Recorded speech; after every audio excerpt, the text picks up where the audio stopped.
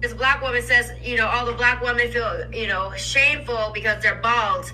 And I, as a woman, can understand because that's part of your beauty. It's part of, just natural women, having long hair. It's feminine. But without hair, you're just bald, nappy-headed, crusty head, walking around with your shame. Your shame will follow you everywhere you go. No matter how much money you try to buy, to buy wigs. Baby, nobody's bald, my guy. That's called shrinkage. And stay out of black folks' business. Worry about that stringy mess that's on your head. Your bangs look like they was cut by a 4-year-old. And your pigtails barely hanging up there, my guy. We wear wigs and braids as a protective hairstyle. It helps our hair grow. So under these wigs, we have braids, which helps us in the long run. Talking about some crusty headed. Girl, you better go somewhere. The Lord says, the women of Zion are haughty, walking around with outstretched necks. You know how they're always like this with the attitude, like haughtiness, okay?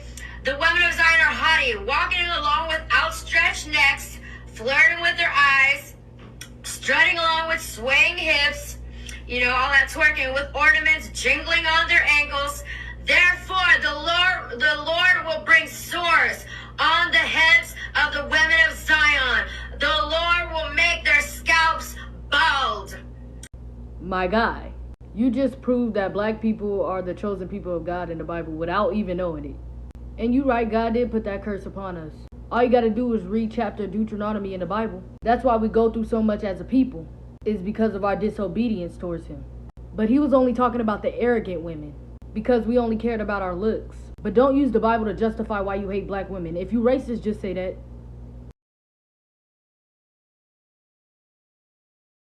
There's all these black women claiming to be the bride of Christ. My guy, in your latest video, you literally said that black women are the chosen people of Zion. So you're one of the people that's claiming that. Christ, and many church people out there claiming Jesus was black. I mean, if you read the Bible as much as you say you do, we don't have to tell you Jesus is black. The scriptures tell you. Where he was born, it tells you. How he describes his looks, it tells you. What else color is bronze burnt in a furnace? Everybody know when you burn something, it get way darker than what it already is. So you tell me what color he is. You might want to go read the scriptures for yourself. And now all the African women are bald-headed, and this is what God says about that. My guy, who's bald-headed? Who's bald-headed? Who's bald-headed? You gotta be crazy. You mixing up shrinkage to be bald-headed. You don't know nothing about black women's hair. Shut it down. Shut it down.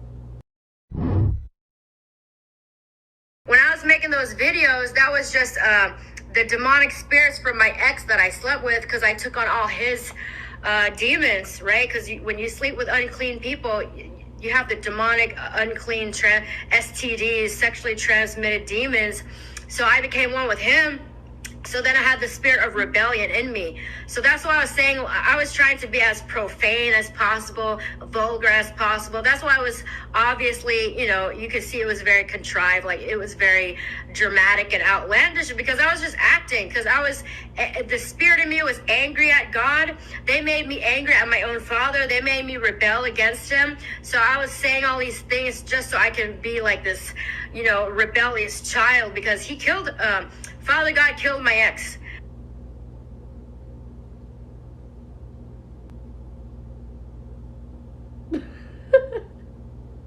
My guy.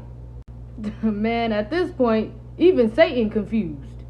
And the fact that you used God to justify why you said the N-word and then made up those crazy stories.